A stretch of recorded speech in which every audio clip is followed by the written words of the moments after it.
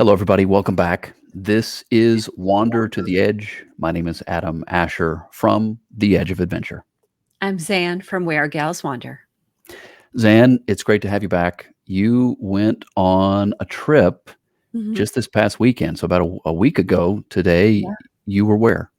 I was up in Fairfield, California, which is in wine country. It's actually about 10 miles, 12 miles outside of Napa, and it was beautiful. Yeah, did you have a good time? Yeah. I did.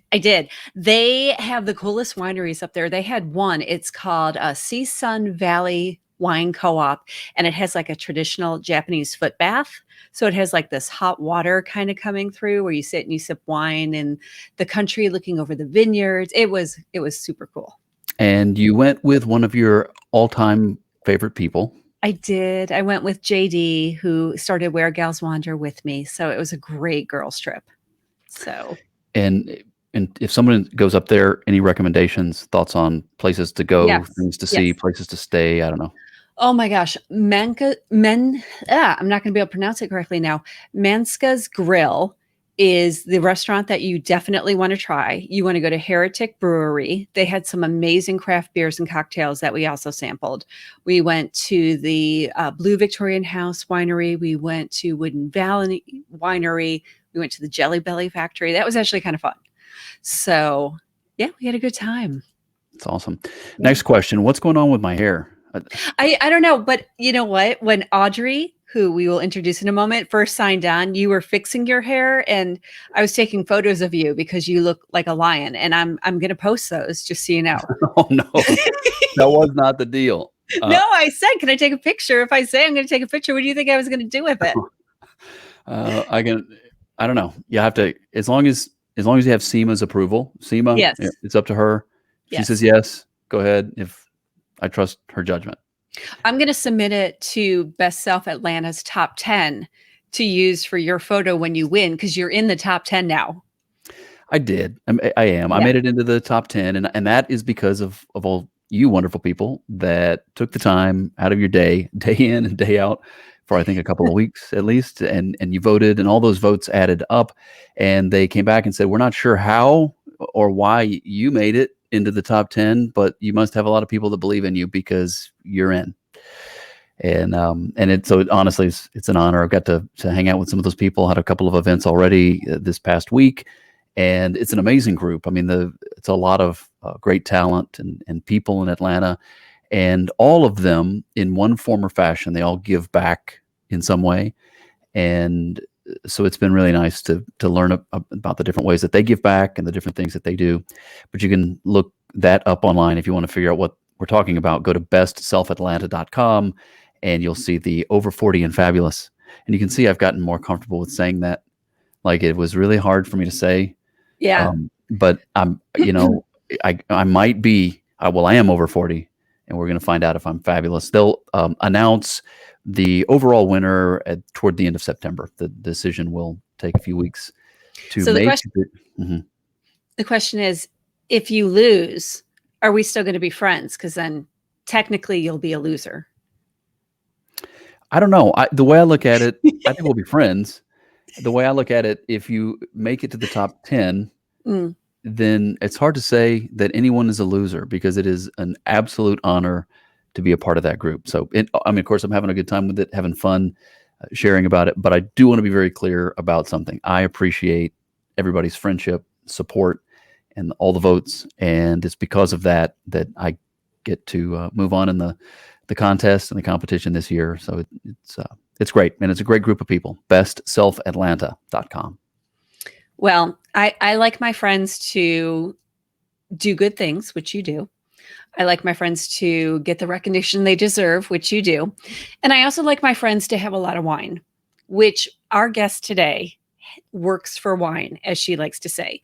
We have Audrey Kruger from Sanity Found.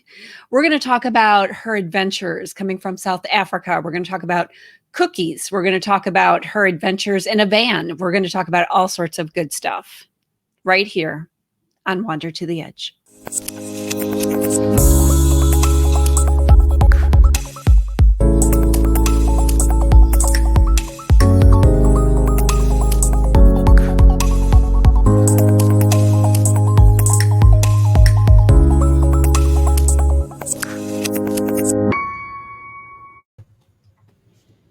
Audrey. Hi. Hi. Great to have you on the show, Audrey.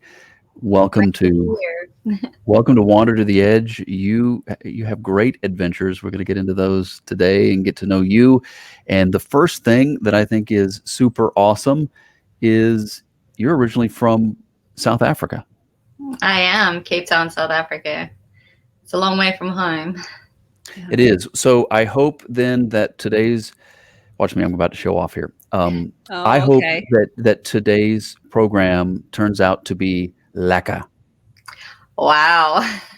Eclipse too. My Afrikaans is like, it's been so long, but I'm impressed. Lekker, indeed. I don't know. I just know a few words, but that one sticks with me. But basically, I think it's supposed to mean like awesome, right? It's sort of. It means awesome. It means delicious. It means great. It's that's the beautiful thing about Afrikaans language is there's so many words that mean so many different things, and lekker is just one of the best ones. Well, I'm just excited to have a little sanity on our show for a change. I'm still looking for it though, so who knows? Well, let's talk a little bit about that because your account name, your handle, your brand, if you will, is Sanity Found. And maybe start off telling us a little bit about how that all began. Wow, that's a long time ago. I'm dating myself now, but back in 2007, 2006, the end, I decided to find some sanity, and it was through writing. That was my Sanity Found. And I started a little WordPress blog and thought that's a great handle. It fits me. I started writing, and before I knew it, people were following me, and they were teaching me things and I was teaching them things, and we're just growing as almost like a community back when Facebook was just an infant. So Sanity Found grew from there, and people just started calling me Sanity or San. That was my nickname. That and the cookie addict. So the two things. I don't know how they all knew that I loved cookies, but it became a thing. And you started, oh, I'm sorry. I was just going to say, you started way back in 2006, right? 2006. So it's a very long time. My blog is very old in online terms, right? Modern time terms. Yeah, it's been a long journey, but it's been a fun journey. It's morphed from just blogging to travel blogging to writing about current times, current events, and just it's a community in itself. So it's great. Well, it's a good thing that you like cookies because now on the internet, you can't go anywhere without them offering you cookies. Yes, that's true. Please allow cookies. And they're not the ones with peanut butter or chocolate chips or those tasty macadamias. No. Anybody that knows me knows I always allow cookies. Oatmeal. You want to come visit? Please bring cookies. Oatmeal raisin. That's the best. Fresh out of the oven. Oh. So true. Oh. All right. Well, that's it, everybody. We're going to go start baking. Yeah. I'm super hungry right now. I should have a plate of cookies right next to me, but I finished them earlier. Sorry. So, Audrey, the handle, the name, the brand, Sanity Found, and they can look you up at sanityfound.me.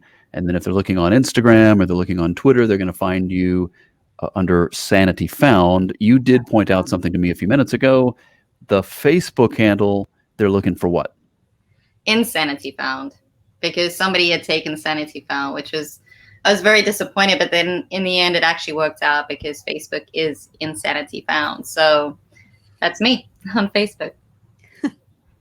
All right. And I just wanted to bring that up so that people aren't sitting at home going, Adam typed in the wrong word there. Somebody in China or Japan. But they know how to find you. Talk to us about this van though, because one of the things that you love so much is this van that you're building out. What's the plan for the van? Firstly, we hunted for this van for over a year.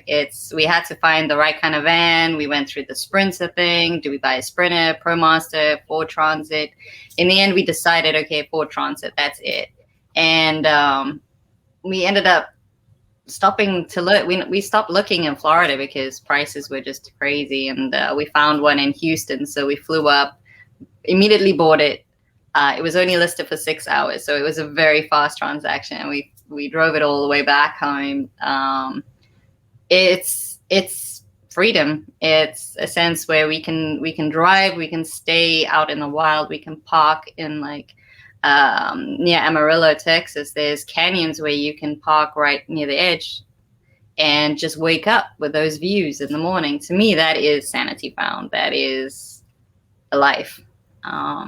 Travel, adventure, exploring, especially in nature. Nature is key. And with wine on the side, you're good to go. So your van with a plan. Van with a plan. So tell us about, you mentioned Amarillo, Texas. Tell us about, some of the adventures that you've had and what's next for the van. Okay, so last year we decided, a friend of mine and I decided, we bought the van together, and I needed to decide. We both needed to decide, can we actually do this? Can we live on the road? Is it something that's doable? So we bought a rooftop tent that fitted onto my car, and we traveled from Florida all the way to California. Yep. Rosé. And we just stopped everywhere we could. That's me hiking with a sprained ankle, believe it or not, through arches in Utah. And we just, 2 months on the road during COVID, it was a lifesaver. It really was. It was a breath of fresh air. And yeah, we decided van life is a good life and to do it. And our bigger mission, long-term plan, we're converting it ourselves. So it's a lot of tools. It's a lot of learning. We laid the floor this morning. So that was an adventure. Yeah. And the bigger plan is to do something good with it. So wherever we go is to spread some joy and some compassion and some happiness. I think the world needs more compassion and more happiness. So that's the ultimate goal. What's the key to finding sanity, or perhaps the pursuit That's of Colorado, it? by the way. That's Colorado? That's amazing. Yeah, you would never think it. You would think, oh, that's Namibia desert or something. But that's, yep, the sand dunes of Colorado. It's beautiful. That's amazing there. Yeah. Sorry. So if someone wants to find sanity, and keeping in mind we're all different and have different interests and, propensities and these sorts of things, but what's the key to finding or pursuing sanity? As you said, everybody's different, but I think it's actually in the stillness. It's taking a moment to be quiet, to write it down. Just start with, what do I want? It's the most important question that in life, and we never actually ask it because we're so busy. We don't take that moment in time and go, what do we want? What will make us feel alive? And then because we're so busy, we don't actually know ourselves. And it's a question of actually going out there and trying new things. Kayaking looks fun, but you've never tried it. You're maybe not sporty, or you are sporty, but go and try it. Nobody's judging, nobody's laughing. Just go out there, and you don't even need to tell anybody. Just go do it and see if you like it. Go for a hike, go camping for your first time, and see, does it bring you happiness? Does it bring you sanity? Yeah, there's me wearing a fake beard because it was fun.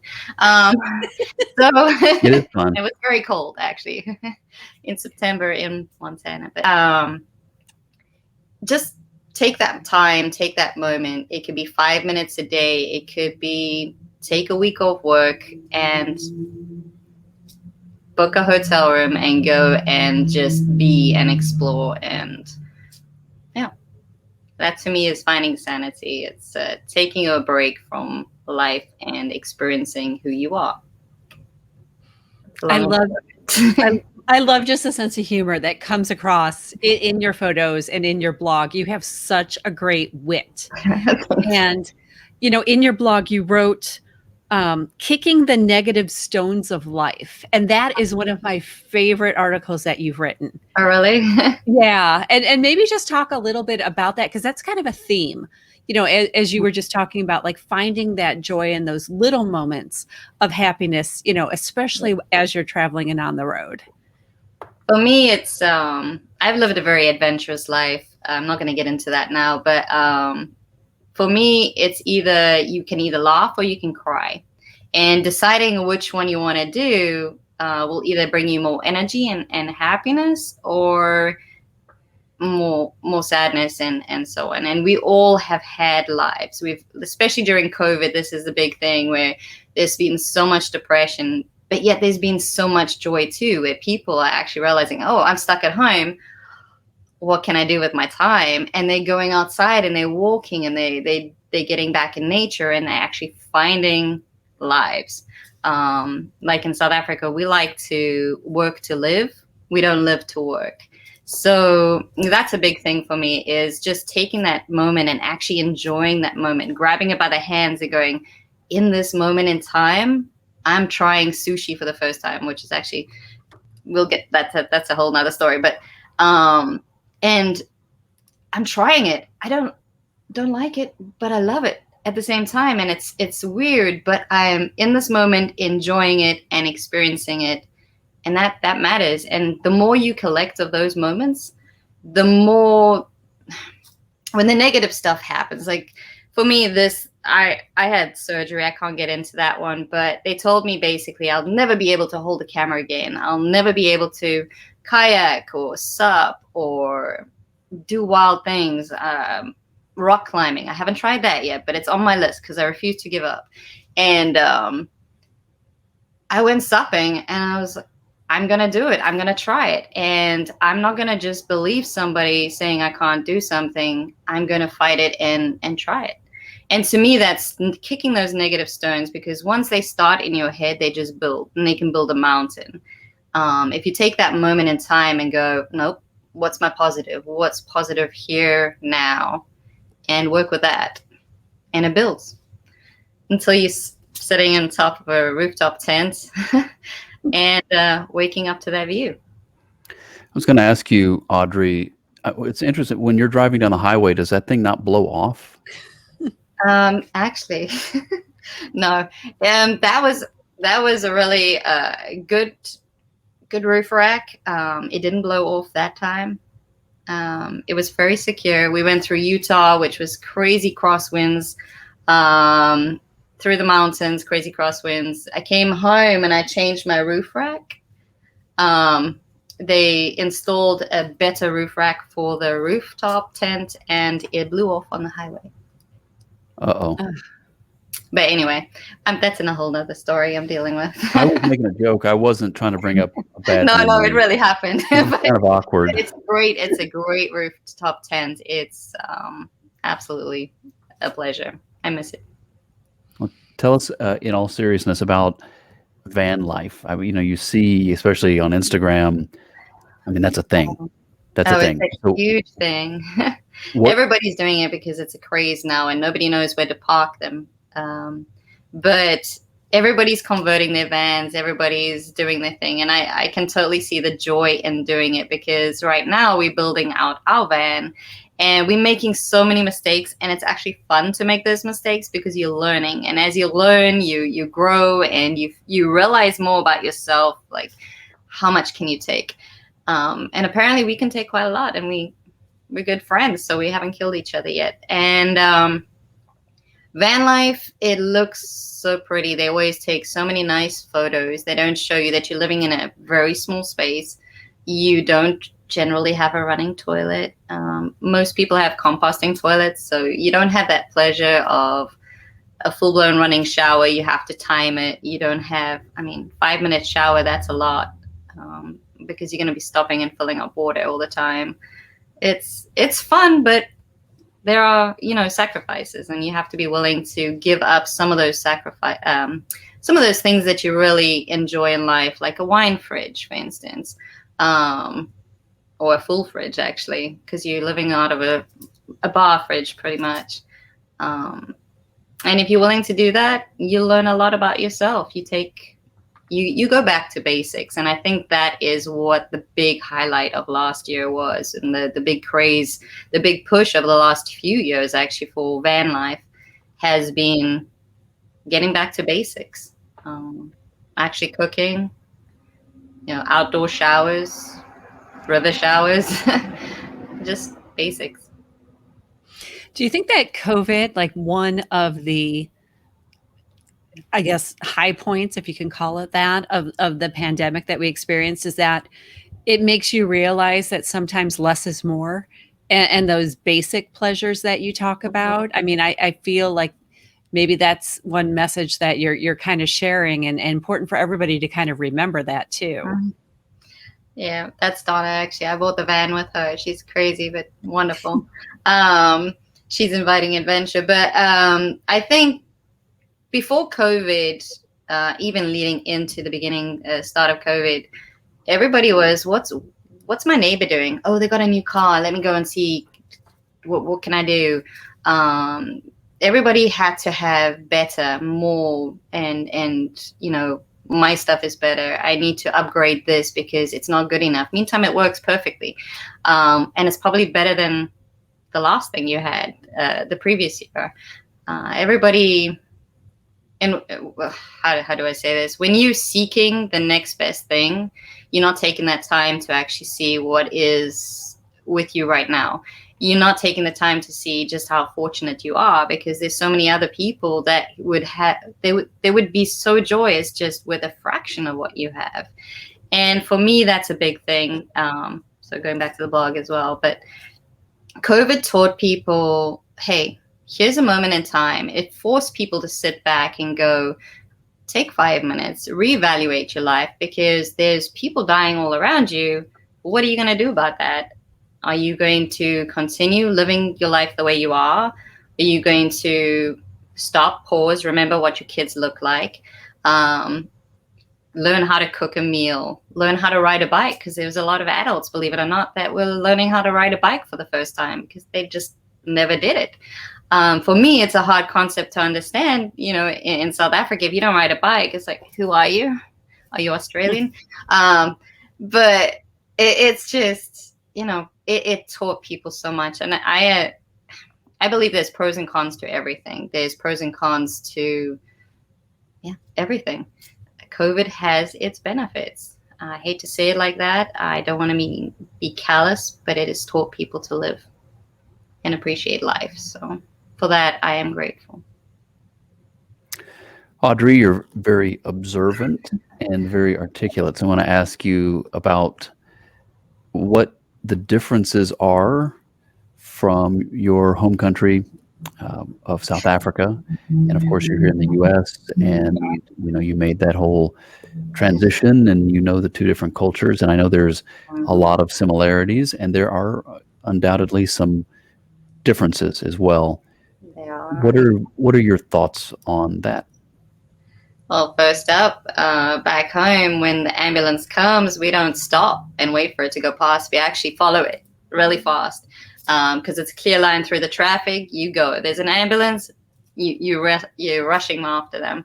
My first impression when I came to this country is everybody is so busy here. Everybody is working 2-3 jobs. They're tired. They're not smiling. They smile more than the British, but they're still not smiling. To me, that was pretty sad. It was very hard to get used to in the beginning. And then I found my own rhythm with that. Back home, like I said, people they work to live. A lot of companies use flexi time, where you can start anytime before 9, you can finish anytime after 2, just because everybody's got life, everybody's got family, and you have things to do. Employees are happier, work is more productive, and just people get out more. I think that's a big thing too. People get out there, they travel, they explore, they try new things. When I first moved to America, it was to New Jersey. It was very different. And a lot of people don't believe I'm African. So that was also a learning curve, how to answer the question. You can't be from South Africa. What do you miss most about home? What I miss most? Oh, the air, the people, the vibe. It's when every single person that I've met that's been to South Africa, they say they get off the plane and they immediately feel it's different. It's your lungs expand. It's people are friendly. They want to speak to you. You sound different. Where are you from? I want to know everything about you. Come, I'll carry your bags just to hear you. I don't want your tip. They do like your tips though, but they just love learning. And I miss that. I miss I miss home. I haven't been home in a while. Can you tell? Yeah. Sorry. No, that's all right. That's I mean, you have me longing to go to South Africa now just based on that. Yeah, it's like on the weekend. I mean, sorry to interrupt you, but on the weekend you could be, oh, we're bored. What should we do? Oh, let's jump in the car and go for a game drive. So you'll drive maybe an hour, 2 hours to a game reserve, for instance. You'll pay, I think it's the equivalent of $18 for the whole car. And you can drive in your own car through the game park and go and see all the lions and the giraffes and the elephants and just everything. To me, it's different. Yeah. It's different. When's the last time that you were back there? 2017. Wow. Okay. So yeah, I'm due for a visit.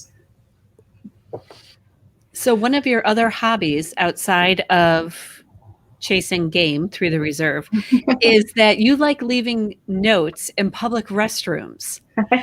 So tell us a little bit about that. It's a kindness project. You can there's a few different places you can buy cards. I haven't printed my own yet, although it's a project in the making.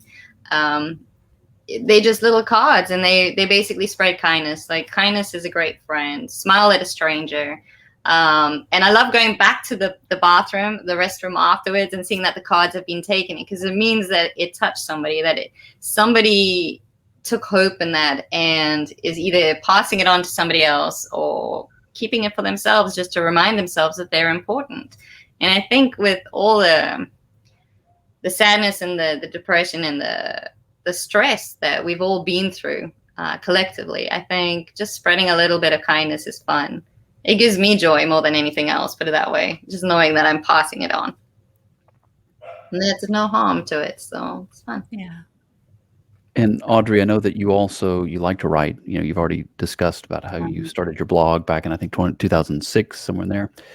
And talk to us about blogging. I mean, that is something that a lot of us have in common, or at least to some degree. I won't say everybody that is in the travel tribe, but not everyone attempts to keep up with a blog.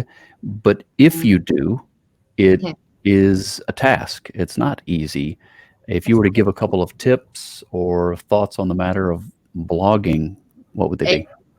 For me, blogging, you need to have the passion. So I know many people pigeonhole themselves into being either a travel blogger or, a guru on finance or software, Instagram. There's a lot of those gurus.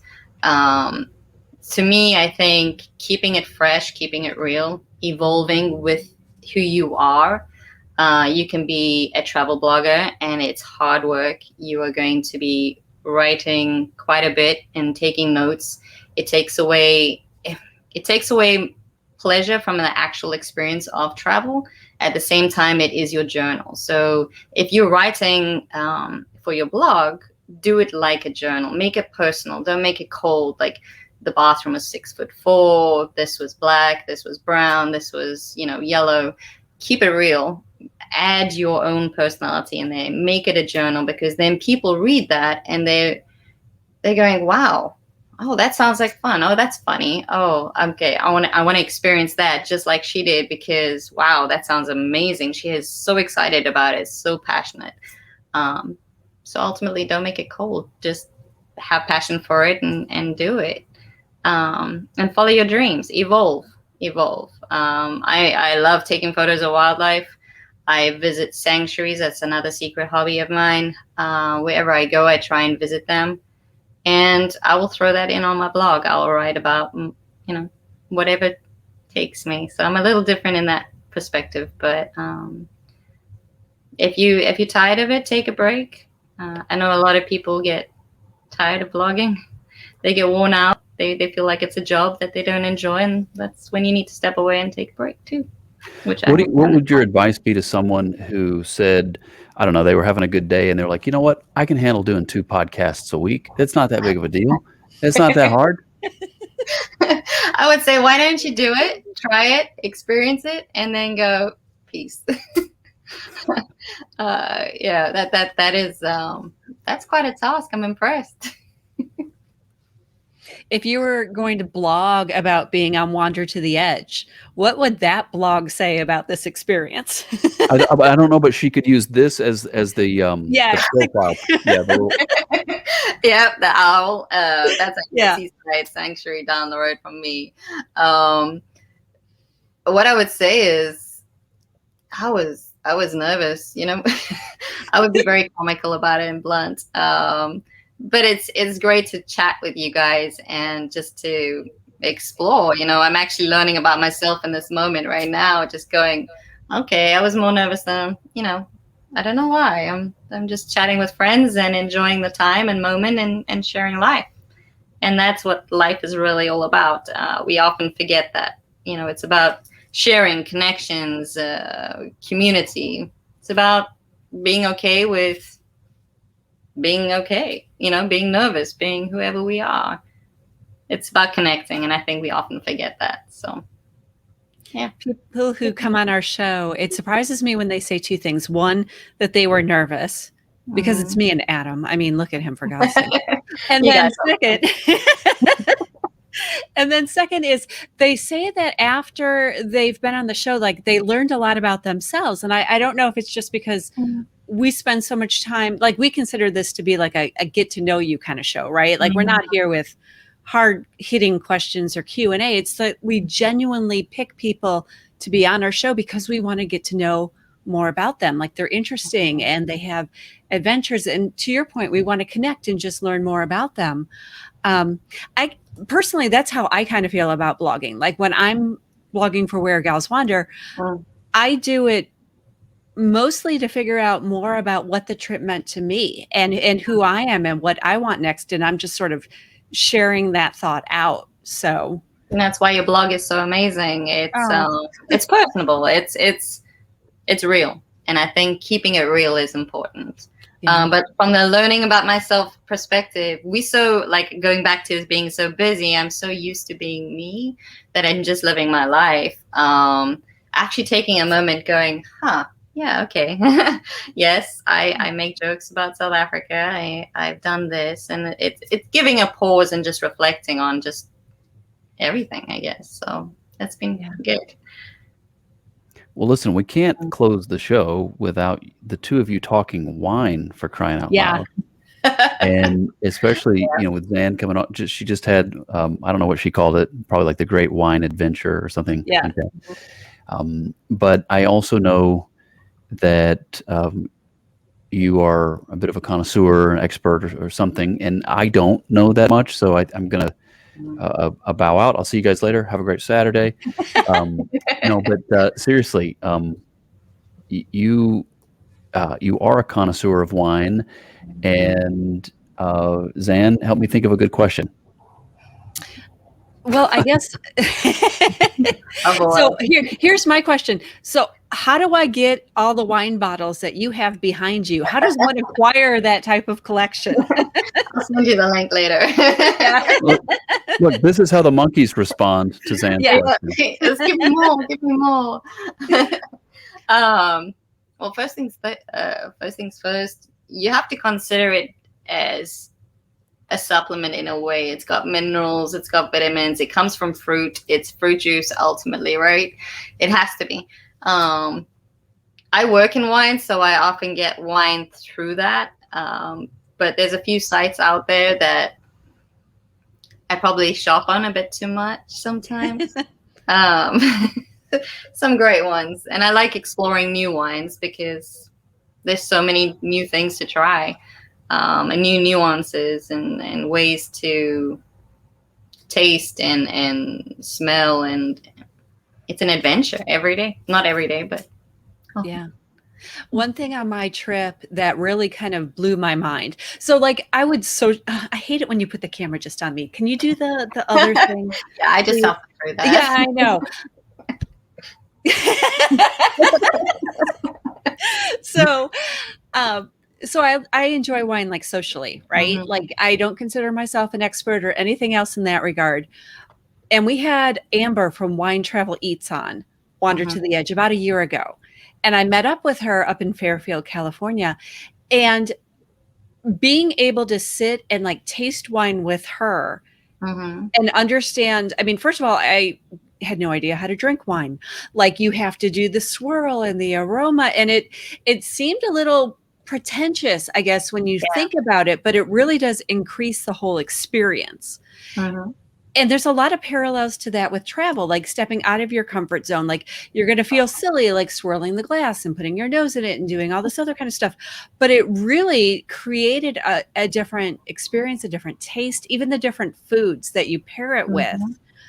could affect the taste of wine completely differently. Like I'm not a big red fan, but as we were eating it with nuts and cheese and such, which would do something. Makes Yeah, for the tannins, like I Mhm. really enjoyed it and started to really love it. And then in these incredible settings and hearing the history and the story, it just opened up a whole new world to me thinking about cooking and pairing foods with the wine. And then we did an olive oil tasting at El Wow. Fornino. Yeah, and I had never done an olive oil tasting before. And so to your point, like I'm going to try something new. And I mean, I came back so inspired and so energized about wanting to Keep take writing. everything that I learned. Yeah. I'll send you the So, link later. okay. um, Wine is an adventure, just like you said. It is like travel. It's each producer is different, and then you also meet the winemakers like Smith Madrone. Um, if you go and look on their Instagram, Stu Smith and Charlie, they will often like put little videos on what they're doing and explaining things, and it's a whole different journey of learning and tasting. Trying pork with red wine is interesting. Trying, different varietals. There's so many different types of wines. It's a fun adventure, and it's fun to share it with friends. I think that's a big thing, is sharing it with friends and family and having that time and discussing what they find in the wines, because we all have different senses. Some people taste better, some people smell better, some people hear better, unfortunately. But I think it's fun, even more fun to share, and that's the beauty of wine. Yeah. I think about your trip, Adam, when you took Brandon on the whiskey trail and doing the Oh, different tastings and that too. well, now I'm jealous. Yes, the Yeah. the so-called Bourbon Trail, which Yeah. is between Louisville and Lexington, Kentucky, and then people that don't know about it, I mean, just it, they you just have to imagine that the vast majority of the distilleries are in Mm, that area, and so if you were to go and stay in Louisville, hypothetically, you could take a couple of days, see a bunch of different distilleries, and then end your trip in Lexington or wherever you start, Lexington and Louisville. So pick one of those cities, start there, and then travel to the other one. And yeah, those things. It's also a piece of Americana. I mean, all these things there's history behind these things, and as it relates to bourbon in particular, it's a classic, American whiskey. That's what it is. You can't make bourbon anywhere else, and we did learn that I think, don't quote me on this, but I think 95% of bourbon that is made in Kentucky, and there's another 5% is made outside of Kentucky, but it doesn't have to be made in Kentucky to be bourbon. So, thanks for coming to my TED Talk. You Well, you now asked I'm about kind it, of so I just wanting to go on decided an to share adventure for to bourbon share adventure. But I did want to ask a question. That's a great painting that you have in the background. I was just wondering why it wasn't done in color, why you just Oh, chose black and this? white. Wait, Yeah, that's a photo I took in Africa of a that's a cool. zebra at a rescue. Um, the other ones are paintings. I'm a oil painter by night. I sometimes don't sleep, and I paint. I paint wildlife. I take photos of wildlife. I love Well, wildlife. we've been looking at those photos. We didn't comment on every single one of them, but anybody watching has been able to see that you take amazing photos. And of course, when you're taking photos of wildlife like that, I mean, if you capture a good photo, it says something, because there's something is being said in that photo, that animal, the expression. I don't know. It's so you've communicated a lot with your photography. So I definitely took note of that as we. That means a lot. Animals, to me, we see them, but we don't realize that they have personalities. So you'll see a lot of my giraffe photos, especially. There's a lot of personalities in giraffes. They're not just huge. So I like to share that with the world. The thing I like about giraffes is they're not afraid to stick their neck out. Yeah, touche. That's a good one. So what I'm going to do is when I post the photos of Adam doing his lion impersonation, then you can turn that into an oil painting and include that in your collection. So, and the more that, just a warning, I'm not very good at humans. So painting humans, they always end up looking like animals. So I'm sorry about that in advance.